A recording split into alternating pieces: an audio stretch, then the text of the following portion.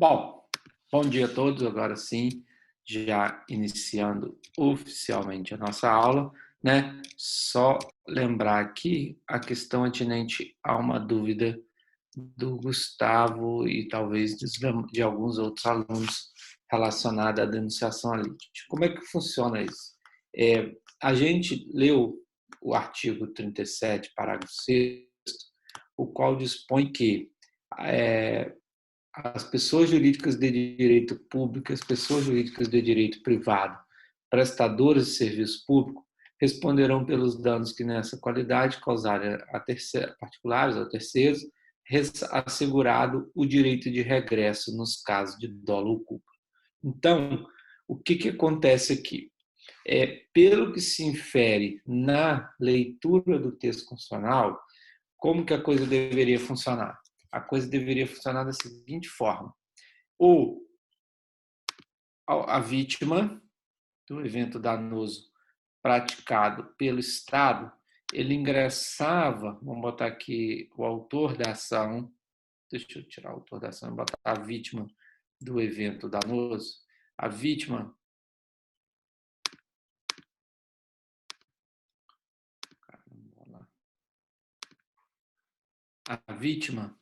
ela deveria, ao sofrer um prejuízo, a vítima, então, ela deveria ingressar com a ação em face do agente, não do agente, desculpa, da pessoa jurídica estatal causadora do dano, seja ela pessoa jurídica de direito público, União, Estado, Distrito Federal, município, autarquia, fundação pública, agência reguladora, associação pública, ou PJ de direito privado, prestadora de serviço público, isto é uma empresa pública, uma sociedade de economia mista, a gente viu aqui um ente de cooperação que também responde pelo parágrafo 6º, entrar contra esta pessoa jurídica e se condenada, lembra que a gente viu os pressupostos, deixa eu voltar aqui, os pressupostos para a ação regressiva, está depois, pressuposto para a ação regressiva, o Estado ou a PJ estatal já ter sido condenado, né? Se condenado, o Estado para cima, essa pessoa jurídica estatal em outra ação, entraria contra o agente público causador do dano. Isso é o que a gente verifica lá na leitura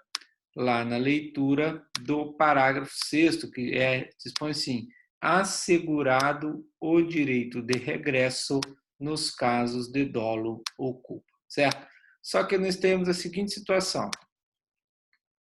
Veja, deixa eu pegar uma outra cor aqui. A ação da vítima contra o agente público, contra a pessoa jurídica estatal, ela se fundamenta na teoria objetiva, enquanto a ação regressiva, uma outra ação, crianças, fundar-se-ia ou fundamentar-se-á na teoria subjetiva. Então, o que aconteceu aqui? Acabou essa ação, o Estado, uma vez condenado, ele pega aquela sentença, formaliza um novo processo e fala assim: seu juiz, por conta da atuação do agente público X, eu, vamos pensar aqui, Estado do Rio de Janeiro, fui condenado a pagar à vítima a quantia de R$50 mil. Peço a Vossa Excelência que condene o agente público X a me ressarcir essa quantia, tendo em vista que o fato de que esse ato foi praticado em razão da culpa ou dolo do agente X. Aí, no bojo desta ação regressiva, o Estado terá que demonstrar que aquele agente X agiu com culpa ou dolo. Se comprova isso, o juiz condena o agente público a ressarcir aquele valor que o Estado pagou à vítima. Fechou. Nessa história, a vítima já botou o dinheiro dentro do bolso, ou não, 50 mil já colocou, mas se fosse um valor maior que cair precatório, ainda não recebeu, talvez, mas a relação jurídica entre vítima e PJ já acabou. A ação regressiva vai versar aqui. Agora, o que acontece? O artigo 125, inciso 2, lá do Código de Processo Civil, deixa eu abrir ele aqui para a gente trocar uma ideia, ele admite que o réu, no caso, o Estado, só abrir aqui, o Estado, ele denuncie a lide ao agente público causador do dano. Olha o que dispõe o artigo 125, parágrafo, inciso 2. Deixa eu localizar aqui. É admissível a denunciação da lide promovida por qualquer das partes. Inciso 2. Aquele que estiver obrigado, pela lei ou pelo contrato, a indenizar, em ação regressiva, o prejuízo de quem for vencido no processo. Viu? Então, aquele que estiver obrigado, por lei ou por contrato, no nosso caso é pela própria Constituição, a indenizar, em ação regressiva, o prejuízo de quem for vencido no processo. Então, como é que funciona a denunciação lide? A denunciação lide é um processo dentro do processo. Quando a vítima do evento danoso lá, aquele que sofreu o prejuízo, ele propõe a ação contra a pessoa jurídica estatal, a Constituição fala que é assegurado o direito de regresso desta pessoa contra o agente público. Só que o Código de Processo Civil fala que admite a denunciação à lide. Então, o que o Estado pode fazer? O que essa pessoa jurídica pode fazer? Ela pode trazer para o bojo desse processo aqui o agente público, a pessoa física, que é aquele agente público X lá, que foi quem causou prejuízo à vítima no exercício da função administrativa. E o que vai acontecer aqui? Nós teremos duas relações jurídicas processuais aqui, ó. Uma no mesmo processo, uma entre a vítima e a pessoa jurídica e outra entre a pessoa jurídica estatal e o agente público.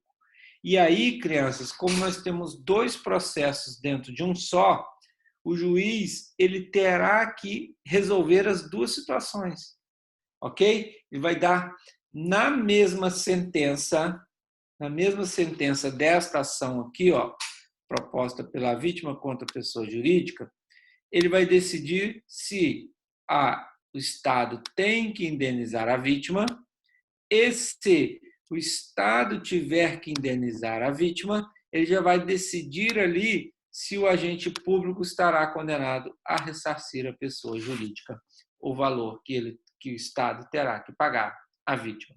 Então, crianças, como é que vai acontecer?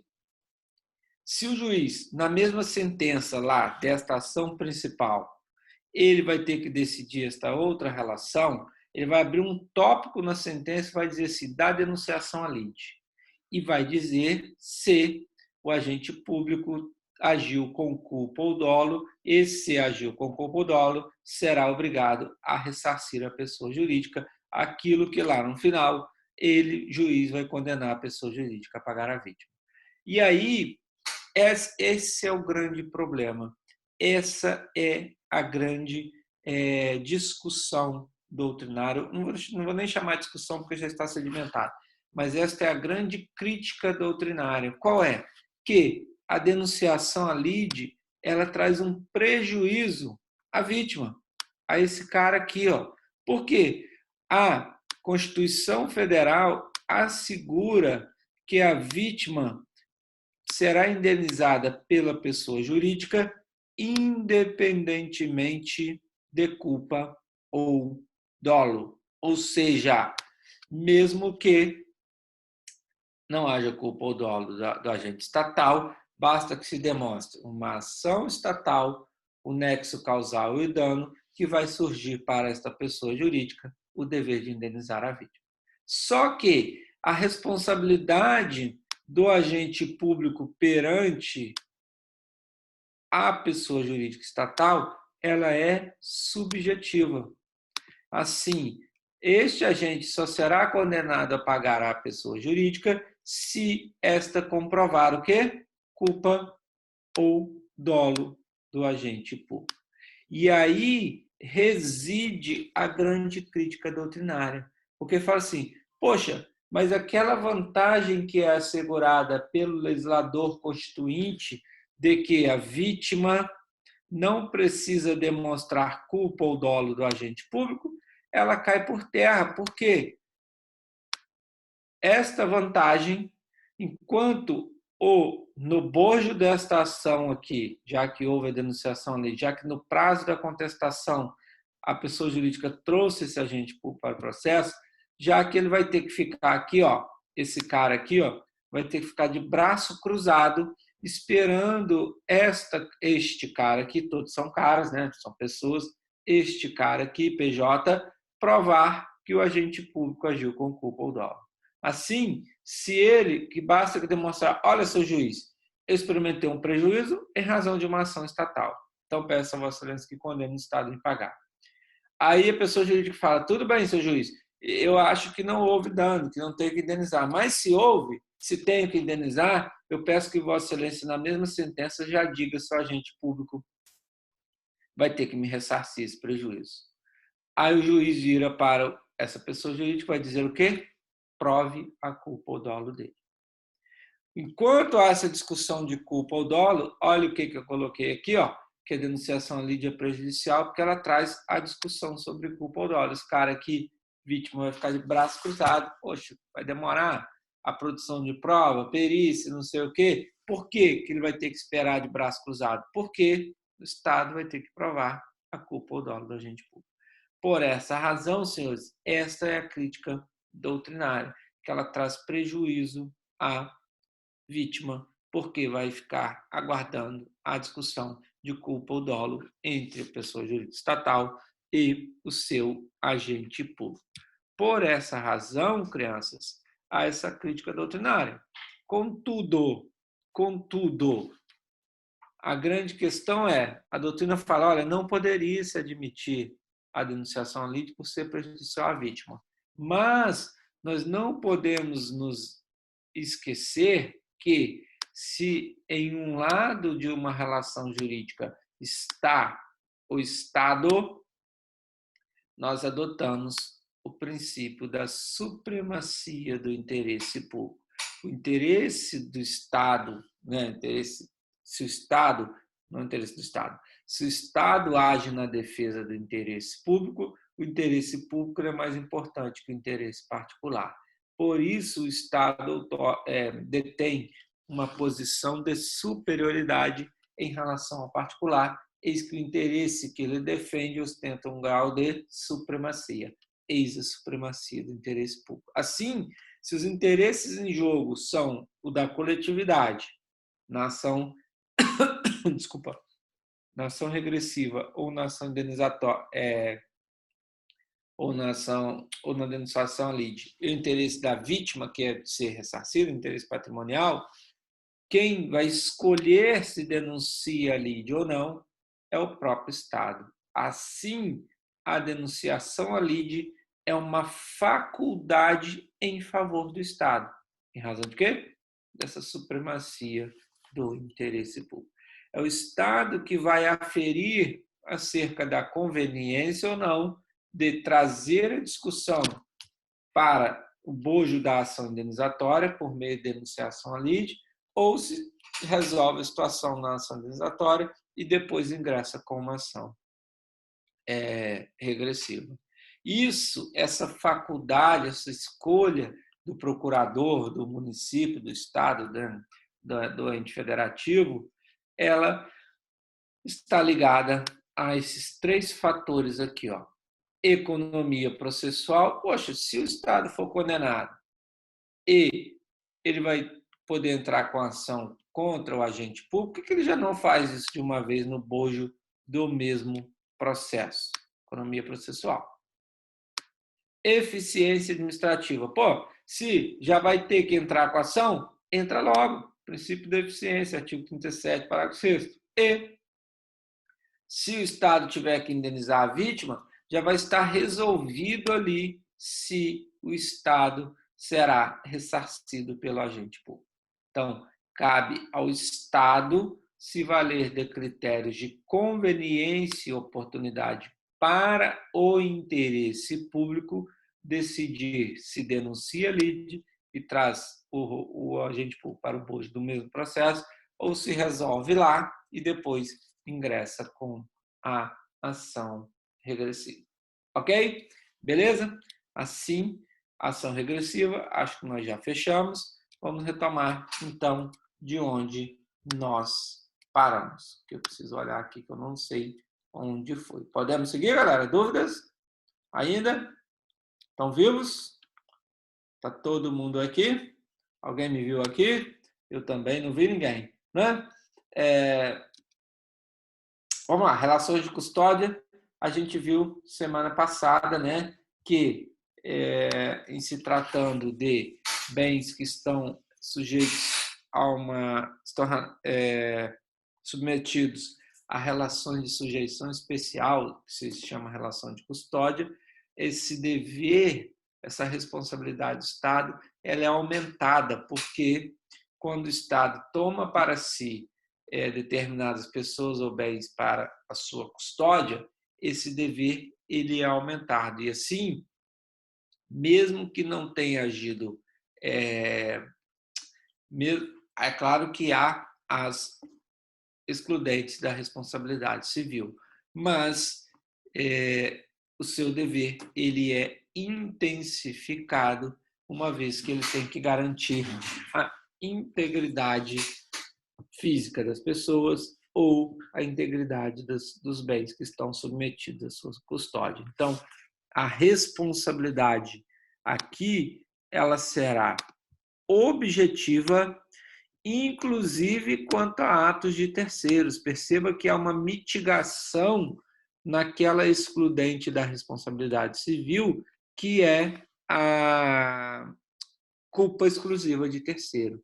Neste caso, senhores, mesmo que o ato tenha sido praticado por uma outra pessoa, mas se aquele bem ou pessoa esteja submetido, estou pegando no tranco, fiquem tranquilos, tá? Esteja submetido à custódia do Estado, ele vai ter que indenizar.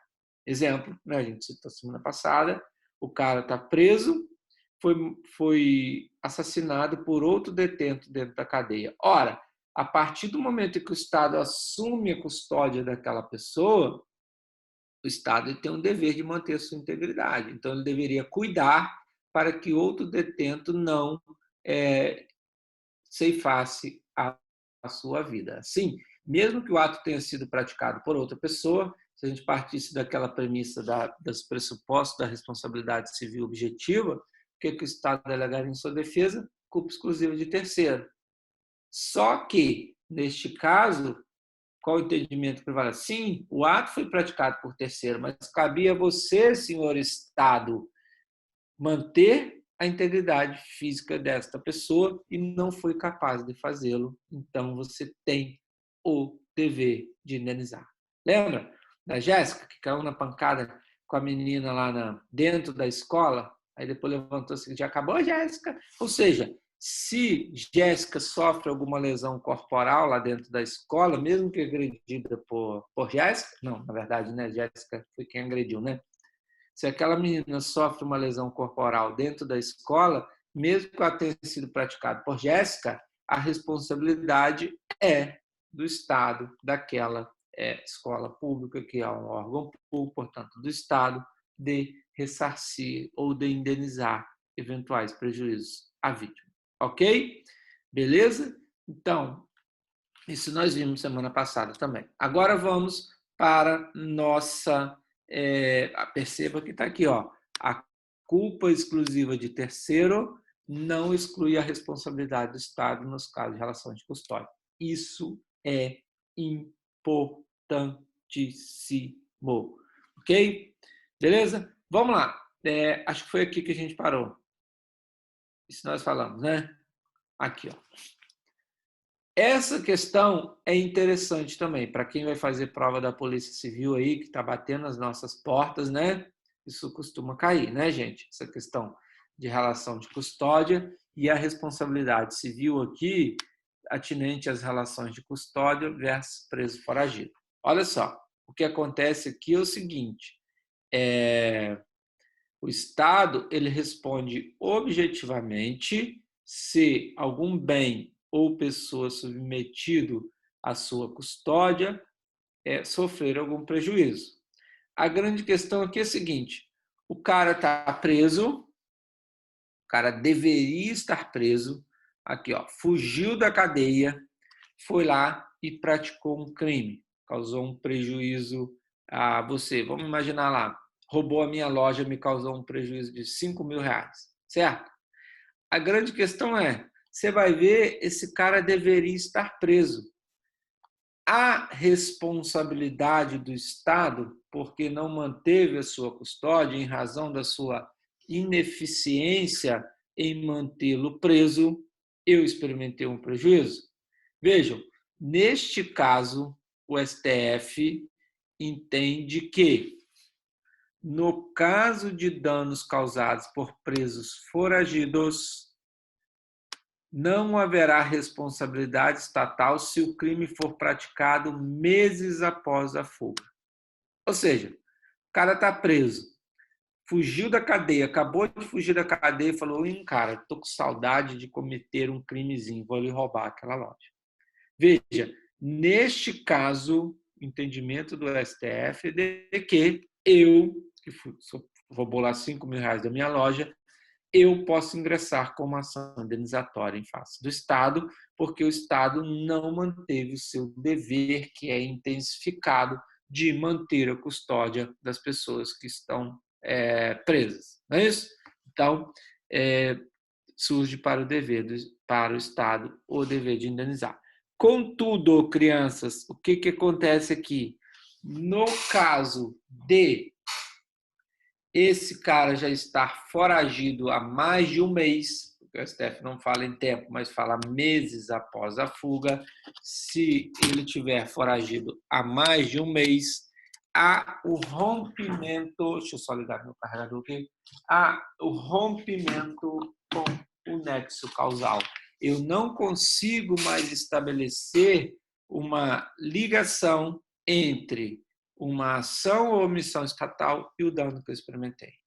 Então, se o Estado foi ineficiente até na recaptura desse preso, ele vai se dar bem, porque se esse preso, esse foragido agora, né, pratica algum crime, meses após a fuga, rompe com o nexo de causalidade. Ok? Fechou? Beleza? Então, comigo? Na próxima unidade, nós vamos começar a falar dos servidores públicos, tá? Mas eu já quero adiantar para vocês aqui, dentro de responsabilidade civil do Estado, a questão atinente à responsabilidade do servidor público estatutário federal, que é regida lá pela Lei 8.112 de 90, que nós vamos começar a estudar daqui a pouquinho, né? Glória a Deus, tá? E muito cuidado, gente, ó. Se você for fazer concurso, já adianto, vou daqui a pouco falar de novo, mas se for fazer concurso aqui, ó, para o TJ, RJ, para a Polícia Civil do Estado do Rio de Janeiro, Polícia Civil do Estado do Rio de Janeiro, não adianta você estudar a Lei 8.112 de 90, não, porque ela não vai cair. Aqui vai cair o Estatuto dos Servidores Públicos Civis do Estado do Rio de Janeiro, que é o Decreto 220 de 1975, seu regulamento 200 de 1979, tá? Mas o nosso programa traz a Lei 8.112 de 90, que é para o servidor público estatutário federal. E aí, o que acontece? Como é que fica aqui dentro de responsabilidade civil a questão atinente à responsabilidade civil, penal e administrativa do servidor público estatutário federal? O que acontece aqui, criança? A gente falou no início desse tema, desta unidade, que as responsabilidades civil, penal e administrativa são independentes, né? Não é o fato de gerar responsabilidade civil que vai acarretar a penal administrativa. Não é o fato de gerar responsabilidade penal que vai gerar civil administrativa e assim sucessivamente, pois elas são independentes. Falamos também que nada impede que, em decorrência de um mesmo fato, surjam os 3 tipos de responsabilidade: civil, penal e administrativa. Agora, preste atenção nisso aqui. Isso cai direto em prova. Artigo 126 da Lei 8.112. A absolvição criminal que nega a existência do fato ou a sua autoria afasta a responsabilidade administrativa do servidor público. Então, preste atenção. As responsabilidades civil, penal e administrativa continuam independentes. Eu, servidor público, posso ser absolvido na seara criminal por uma excludente, lembra que a gente falou? Isso aqui, por uma excludente da ilicitude e ainda ser condenado na esfera civil. Agora, imagine o seguinte: foi instaurado o inquérito policial, há indícios de autoria, eu sou servidor público federal, tá? Por exemplo, foi instaurado o inquérito policial contra mim, há indícios de autoria e materialidade delitiva, é feita a denúncia,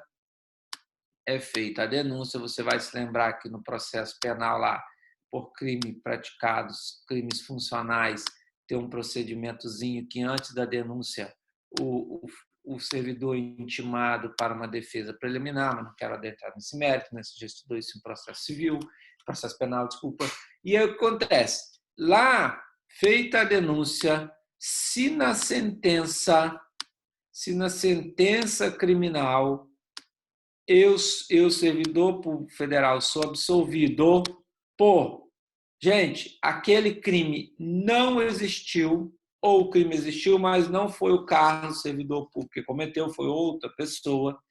Neste caso, nestes 2 casos, quais sejam, se o servidor foi absolvido na seara criminal por não ter havido o crime, ou por não ter sido ele que praticou este crime, ok?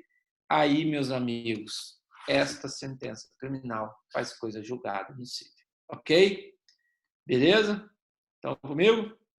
Tá tranquilo? Somente nessas 2 hipóteses aqui. Artigo 126 do Estatuto dos Servidores Públicos Federais, Lei 8.112 de 90. Seguindo, se o servidor público ele causa danos a terceiros, o artigo 122 ele dispõe que o ressarcimento à União ou à autarquia federal far-se-á por meio de ação regressiva. Ok? Ação regressiva. Perceba que a lei ela não admite, a lei 8.112, ela não admite o quê? A denunciação, a lide.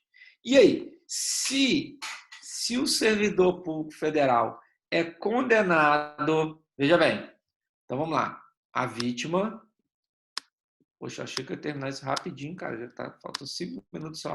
A vítima propõe ação aqui contra a União, por exemplo, contra a União. Na ação regressiva, aí foi condenada a pagar lá 100 mil reais, a vítima. Vou botar 100 aqui, mas tem mais 0.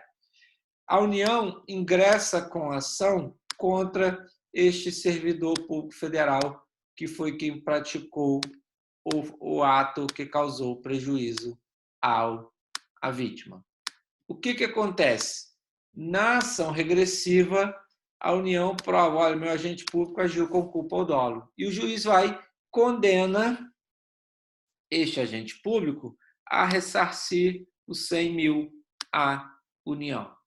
Veja, se esse servidor é condenado a restituir esses valores ao Estado, o que vai acontecer? Se ele for ativo, servidor público, está na ativa, está trabalhando, ainda é servidor público, se ele estiver aposentado, recebendo os proventos de aposentadoria, ou se ele receber pensão de algum servidor público federal, ele vai ser intimado para pagar esses 100 mil reais em 30 dias.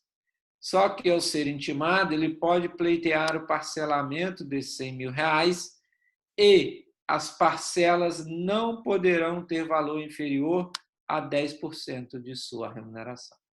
Ou seja, vou arredondar minha conta aqui, tá? Ele foi condenado a pagar R$100.000. As parcelas, vamos imaginar que esse servidor ganha R$10.000 por mês.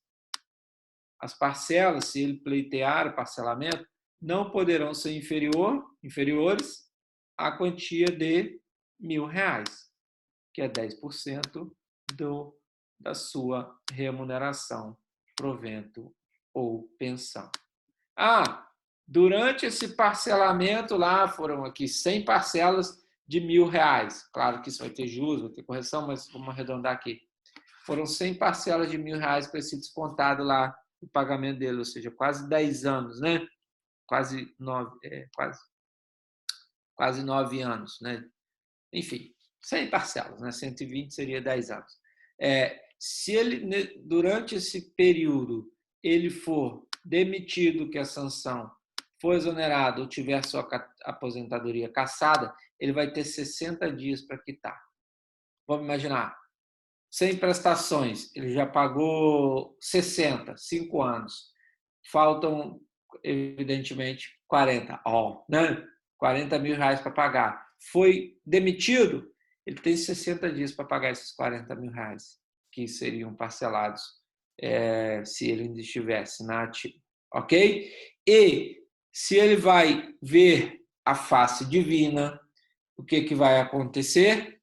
Esta obrigação vai se estender aos sucessores, claro, até o limite do valor da herança. Ok? Deixou lá, morreu, faltava 40 mil para pagar, deixou um patrimônio, uma casa de 100 mil. Vende a casa, paga os 40, o que sobrar, divide entre os herdeiros. Fechou? E a responsabilidade... Gente, eu tenho menos de 1 minuto, vou ser cortado antes de terminarmos esse tema aqui, tá? Aí, Sara e meninos, meus queridos amigos, só o tempo de gravar aqui a aulinha, e aí a gente já entra, você manda outro link para mim, por gentileza. Tá, Sara? Por favor. Mas vamos continuar aqui. Responsabilidade dos concessionários de serviço público, que a Lei de Concessões trata disso, Lei 8987 de 1995, que é a Lei de Concessões, né? Por que eu boto o show do milhão aqui, nosso querido Silvio Santos? Para quem é da antiga aí, vai se lembrar que Silvio Santos, ao fazer uma pergunta, dizia: é por sua conta e risco? Olha aqui o que diz o artigo 2º, inciso 3 da Lei 8987. O concessionário assume a prestação do serviço público por sua conta e risco. Então, veja bem, você sai daqui... Gente, se eu for cortado, já me despeço de vocês e já retornamos em breve, tá?